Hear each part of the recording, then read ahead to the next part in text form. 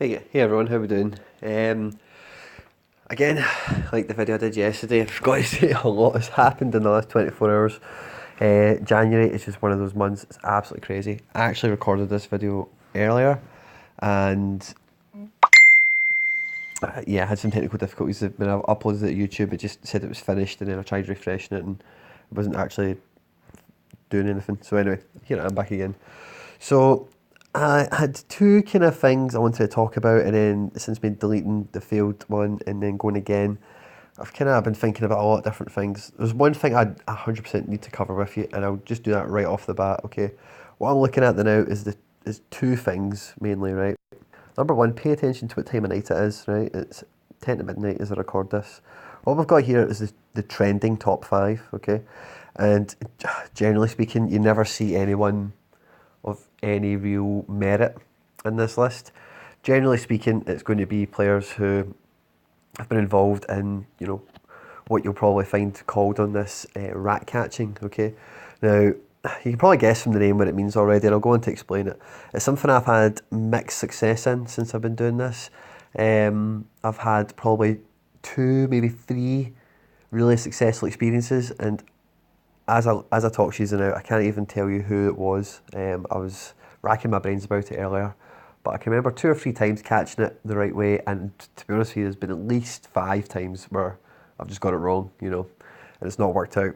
So coming back to this list, so all five of them are the biggest five risers, okay, and as you can see, it's percentage based. So if you're a really cheap player, it's easy to jump up by the top player here is 50% increase, okay, which is decent and it's somebody you maybe want to look at on this occasion. But otherwise, like it's more like this guy here, Habib Maiga, okay? So he's 57 pence at him rising by 37%. So that value is 137% bigger. That's, yeah, 130% of the value it was 24 hours ago, or whatever it might be, okay? Yeah, just boom, just popped right up. So what you find, guys, in this lower reaches of the market is some people with vast amounts in their portfolio loose. What they do is they find little nuggets like this guy here. And if you were on the market yesterday, as I record this, Wayne Rooney as well. Okay, so Wayne Rooney is the rat we tried to catch, and yesterday, guys, it was painful. So I was sitting in my car, I had a long drive, and different bits and pieces on. Anyway, Rooney, if you weren't on it yesterday, you won't know what I'm talking about in terms of how quick all this happened. If you look at the graph, it doesn't really tell the true story. See, if you see that level there and everything that happened, it was just all so quick. And that's what people do, guys. Rooney, I never normally go with somebody like a Rooney. Ibrahimovic gets this sort of treatment every now and again. You will notice that happening with him. He'll jump up and drop down, and it's never really for any real reason. Um, the reason Rooney caught me this time is just the whole Spurs need a striker thing. I was thinking, I don't know if I got into the version of the video I actually uploaded, but when I was recording the whole injury Kane thing, I did say, I've not went back and watched the video, you guys will be able to tell me, it's the perfect situation for an MLS striker to go in there, either on loan or on a permanent transfer. They're not cup tied for Europe. You'll get them at a relatively good price that Tottenham would be happy to spend on a player that, in eventually is going to play number two to Harry Kane. When he's back fit and firing, whoever they're going to, sign, if they sign anyone, which does seem unlikely if I'm being honest. They know when March comes, middle of March, Harry Kane's back. They're back. They're going to be on the bench fighting for a place, come off the bench, making an impact. That type of player, rotational in the squad and everything as well. But Rooney, he gets press, and he's a lot of people in England consider him a legend. I'm not a fan. I don't think his record really does. I think it does him so much. It puts him in such a good light compared to the level of player he actually was. Also a top class player, don't get me wrong on that, guys, but anyway, that's probably a chat for another day. All I'm going to say is, if you think of any striker that's played in the Premier League since the turn of the millennium, really, anyone you fancy really who was a decent enough striker, if they played for any club that finished in the top four, even the top two for a long period of time, every single season, and you played for them as long as Wayne Rooney played for them, or that whoever you're thinking of, their goal return would be better. easily, you know. So the whole Man United and England top goal scorer thing, I think it's a bit of a damp squid. But anyway, I digress. So we jumped on Rooney. When I looked at him, it was 90 pence. So he was well on his way on the up, okay? And I just sold some denier. Somebody bought some denier off me. And I seen it happening and I was like, whoa, I'm getting on this. And by the time, and this is all within, you know, boom, boom, boom, 2 to 3 seconds. By the time I pressed the buy button and got to this screen here, it was 94 pence. I was like, Jesus, man. So I just went buy max, took them. And then by the time, you know, I was on 94 pence, it was then 96 pence, like as soon as I seen the next screen. And I was like, Jesus Christ. So I then quick sold a little bit of the denier and I then went buy max again. I ended up with 168 Rooney. He then went this is over the space of like 3 minutes or something. He went all the way up to 104, and as he got to the £1 mark, I was like, yes. Gets to 105, hit the sell button while people are still buying him, and you know, we'll call that a win. But the thing with these types of situations that you need to be aware of, right? Number one is why I've been thinking sell at 105, etc., etc. When you're doing this, if you are going to get on this, if it ever happens and make a success out of it, you need to sell them when there's plenty of people buying. That is the real trick here, because if then people stop buying and then whoever's running the show on the trade starts dumping, you know, starts quick selling everything like mad, you've then not the price is plummeting. The jig is up. You know, everyone knows it's a dud. There's nothing to go research. There's no story. There's no developments. You're then stuck with this guy. If you had him at, like I had, overall 97 pence, I think was my share cost. If he then just plummets, and if you look at him today, it's like 62 pence. You know, somebody could have been stuck with him. And maybe still is. You know, at this point, you would just have to wash your hands with him. But that, if you ever get involved in this, guys, just remember that is the number one rule. You need to know when to get. You need to get out when you know somebody will buy them, then and there, quick. You know. So, for example, let's have a look at Ibrahimovic. I didn't actually look at this before he's recording, or attempted recording of this video. Ibrahimovic, right, so let's hope the graph does what yeah, okay, so he's had it in the last 3 months, you know, which is just, I remember seeing that at the time and thinking that is madness. Who thinks he's worth that? You can get a wee bit of a scale on this, I suppose, if you pay attention to the candlesticks more than the black groove. You know, over 120, about just about over 120, just under 120, 115, you know, and the bottom line of that is 40 pence, remember, guys, you know, so anywhere near that 40 pence mark to anywhere near that 120 mark, you know, is a dramatic increase. It's massive, you know, and if you're on at the right time before that dip comes back, you can do pretty well out of it. He's actually had a little one recently. There you go. Even a little bit today, actually. There you go. So yeah, so this thing, guys, it happens all the time. The other thing on this screen here you need to be familiar with, and as I said earlier on, look at the time of night with it, is the trades people do, and this is just my opinion and my experience. Boom, there we are. From midnight onwards, the trades seem to be, if it's going to be like that kind of situation where somebody's shooting up from like 60 pence to a pound, or if it's even something a bit cheekier, like somebody like, you know, just for example, that Marcus Thuram, like a character like that, and even like your Weston McKennie here, similar types of people where, you know what, when you see it rising, you're like, oh, that's interesting. Does somebody know? Is he getting linked to somebody? You know, he's a decent player, he's got a good rep, whatever. And it makes you think. Those trades, you know, the sort of chain reaction for all this, I believe, tends to start about, you know, from midnight to maybe 1:30 at a push. So I just thought we'd, you know, pay a little bit of attention to some of this, okay? Just while I'm talking. I'm not really paying too much attention to it, guys, but you'll see yourself, maybe one or two will pop up. You need to see it from different traders. If it's the same guy, this Panto Pete is just buying and selling a bunch of crap, you know. What the hell is that? I can't even say his name. And I like to be able to think I can say a lot of foreign names because of, you know, just being a fan of football. Oh, that was, wow. Try searching him. Jesus. So that was the first thing I wanted to chat on, guys. The next thing we're going to see is the portfolio, where it's at now. Okay, so after the whole Rooney fiasco, we didn't really get the turnout of denier that we wanted by the kind of deadline that I'd set him for. And that's the thing. Sometimes, guys, you don't want to be holding on to anything for too long, the way I plan on increasing with this, because, like, there's always winners, and that's the thing I'm saying. There's always winners, and it's just I'll show you the portfolio, right? Boom, totally different. So what I'm kind of saying is like, there's people you need to have players. As I said in one of the first videos, you need to see the crowd coming. You know, Timo Werner's a decent example of that, and mark my words, in the coming weeks you will see the same with our two boys at the bottom. We're trying to get 100 each of pounds. What was I going to say? Pennies equal pound, guys. I love having 100 shares of people because it's a nice, clean, you know, growth. You know, a pence is 1%. A pence is, you know, gets you back to, you know, gets you out of the commission period and into profit a lot quicker. You know, just by having that great movement. But it's 30s and even lower numbers. I've had like 4 of people before and stuff like this. You know, I had 10 for Stegen last week. It's not as exciting when they move up by a pence or two, but see, like Kai, for example, we started with 50, and I was thinking that before I started recording the video. If I did the maths on it, I wonder where I would be if I still had 50k.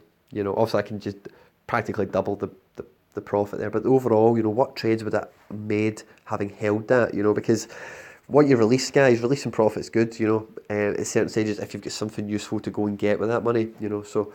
Having 50 a Kai to having 30, like fair enough, I know exactly what it would do to that P&L next to his name, but what trades would I ended up with? Would I not win it as heavy on somebody else?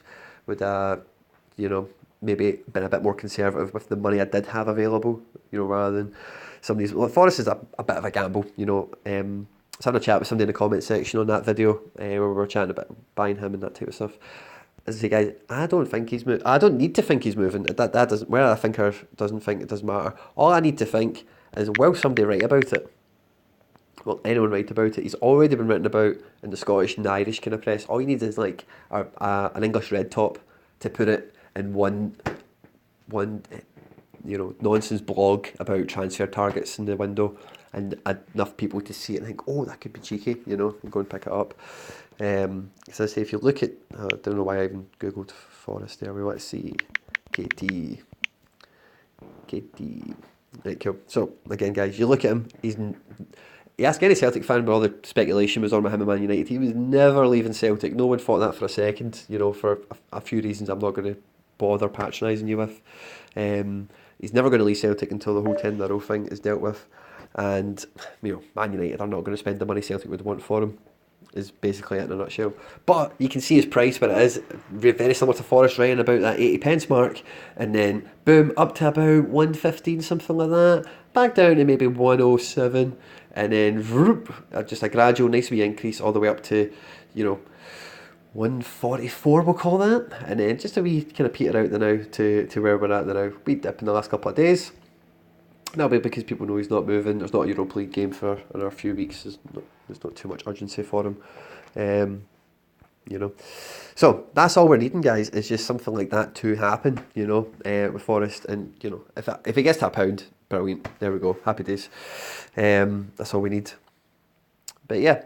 So the second thing I wanted to kind of mainly chat about, we spoke about all this stuff at the beginning, is not to get too hung up, guys, on the face of your portfolio. What I mean by the face is all the numbers, because they're not accurate at all, guys, okay? I'll give you an example on our boy Samir Handanovic, right? So, where is Samir? Yeah, okay, so I bought 72 of them at 53.28, right?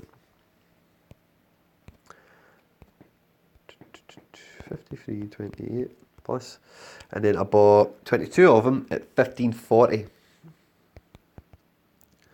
which gives us 68. What does it say in the portfolio? Boom, 68.62. Okay, so it thinks I've spent less, okay, than what I actually have. So it's not totally accurate, and this works in the reverse way as well. We can do it. You know, if you buy portions of shares at different times, it'll give you an overall average. So if I bought more Handanovics there, then it would have brought down the overall share price, and then that little gap you see can go the opposite direction. You know, if you're buying much more and you maybe staggered it. It's really cheeky to do. It makes your portfolio look a lot better if you just buy one share at a time of somebody. So say for example my Forrest, right? Forrest isn't a good example. Let's say the Timo Werner, right? See, I bought one Timo Werner right now. That would still say £4.97. If I buy one more Timo Werner, a minute after that, even 5 seconds after that, it will still say £4.97.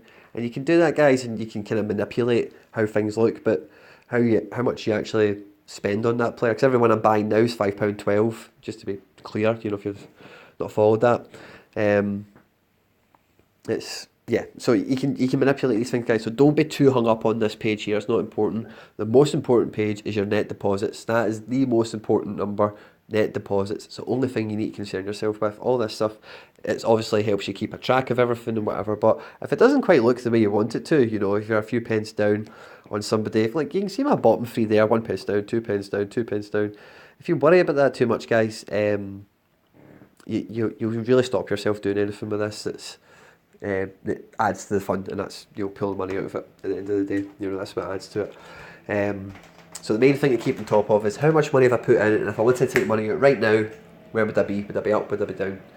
You know, and also factor in commission or whatever. But which is based on your price value over there. Okay, guys.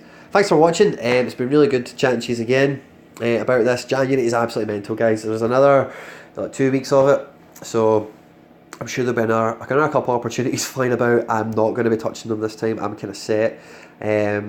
So with the new boys at the bottom, I'll run you through why we've picked them up.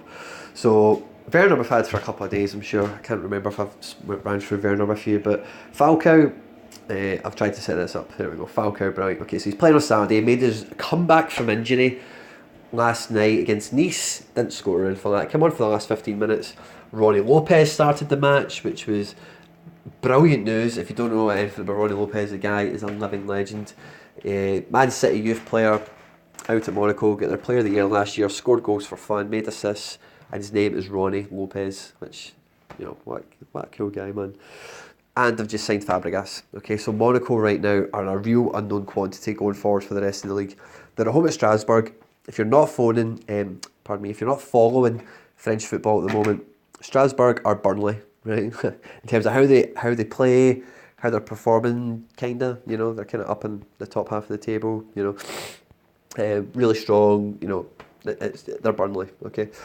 So Falcao, if he starts, he's a penalty taker. He can very easily score. It's not beyond him at all. If we drill into Monaco, if the app will let us, oh Jesus. Do you know, this happened in the last video when I was trying, I don't know if it's because I'm recording, it's been annoying, but it is annoying. Monaco. There we go, right, sorted. Where's our boy? Radamel. There's Fabregas there. He's got a great rating, eh? Never kicked a ball. Where is... There's Ronnie, back in town. Radamel. Boom. Cool. So this season, in the league, 14 starts, 7 goals. Right? What more do you want? The guy is just a goal machine. When this guy was peak at Atletico Madrid, he was the most deadly striker going. He was brilliant. So...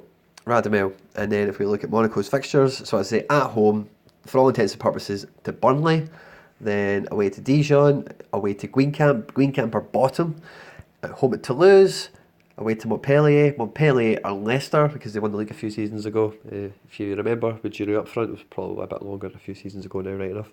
And then at home in Nantes, and that's where we'll be looking to sell him, the 16th. Okay, just for when we bought him, the 30 days we get goal and assist bonuses for. So if he does well that night, then you sell him and you've got goal bonuses in the bank, and hey ho, everyone's happy. But as you can see, there's a Tuesday. We've already played a Wednesday, you know, so there's a few kind of... That'll be a great day to be holding him. Midweek, probably won't be very many games on. Away to bottom of the league, you know, that's one to keep in the diary.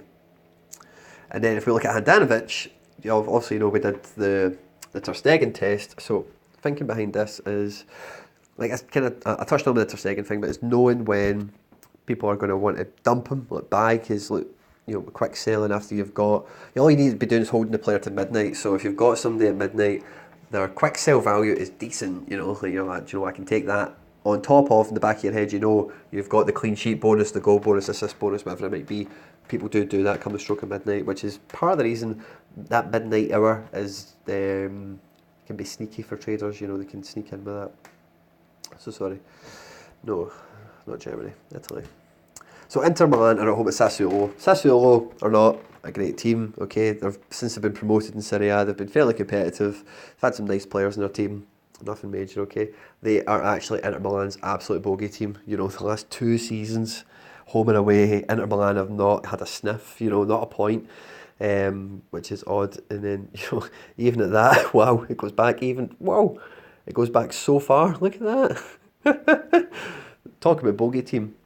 I wouldn't be surprised if that trend bucks this weekend. You know, Sassuolo not in the greatest of form. Inter Milan, different proposition this year. They've made a lot of big signings. There's talk of Ozil going as well. That won't happen for tomorrow. But they're in good form. You know, a clean sheet at home at Napoli, clean sheet at home at Udinese, clean sheet at home to Frosinone, Genoa, AC Milan, Cagliari, Lyon. You know, Cagliari. You can see there yourself. Decent enough chance, okay? Inter Milan, the rest of their fixtures between now and that kind of time period we're talking about. Away to Torino, we'll look at them in the League Cup, doesn't matter. At home at Bologna, away to Parma, Rapid Vienna in the Europa League's knockout round, first leg, away goals are important.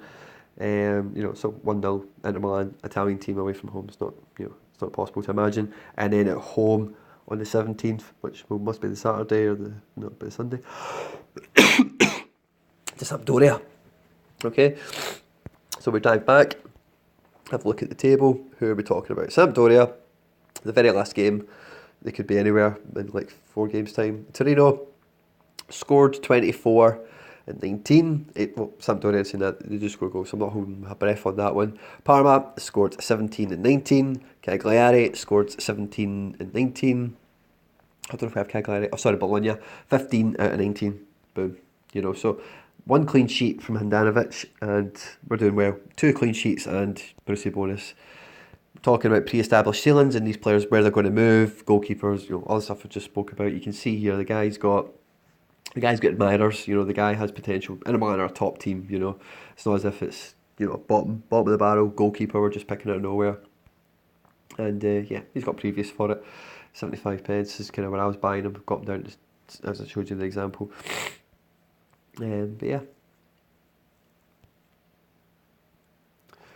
Cool. Sorry guys, just went in a wee daze there. Excellent. Okay guys, thanks for watching, and I'll catch you next time. Bye bye.